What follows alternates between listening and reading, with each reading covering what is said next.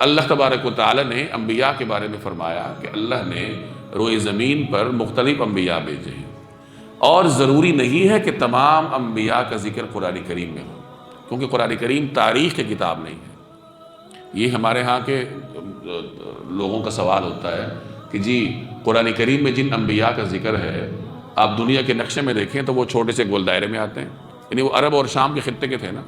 قرآن کریم میں تقریباً 22 انبیاء کا ذکر ہے، اور وہ سب اسی خطے میں تھے، شام اور عرب، اور یہ سب ایک چھوٹا سا گول دائرہ بنتا ہے دنیا کے نقشے میں۔ اب سوال کرتے ہیں کہ جی کیا اللہ نے صرف اسی علاقے کے لیے انبیاء بھیجے، یہ باقی دنیا یہاں کیوں نہیں بھیجے؟ تو اس کا یہ سوال اس لیے پیدا ہوتا ہے کہ قرآن کریم کو سمجھتے نہیں۔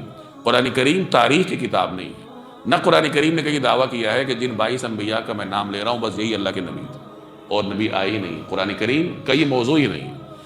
اب رہی یہ بات کہ ان کا ذکر کیوں ہے، تو ان کا ذکر اس لیے ہے کہ اہل عرب ان سے واقف تھے، ان کی اقوام سے واقف تھے۔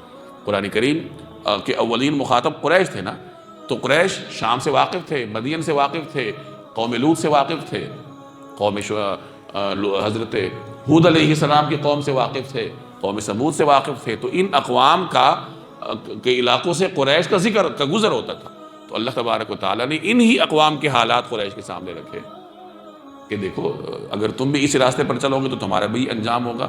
لیکن اس کا یہ مطلب نہیں کہ انبیاء صرف یہی ہیں، انبیاء اللہ نے کثرت سے بھیجے۔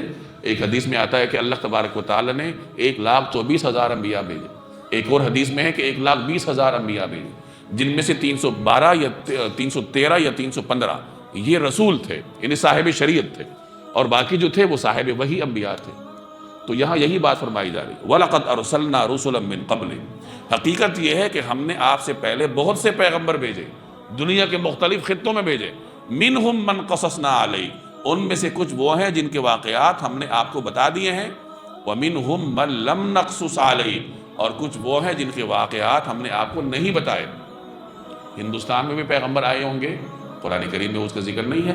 ہندوستان قدیم تاریخی علاقہ ہے، یقیناً یہاں پیغمبر آئے ہوں گے، اور ہندوؤں کی کتابوں کو آپ دیکھیں تو ان کی مذہبی کتابوں میں توحید کا بھی ذکر ہوتا ہے، بلکہ ان کی بعض مذہبی کتابوں میں رسول اللہ صلی اللہ علیہ وسلم کی آمد کے پیشگی بھی ہے۔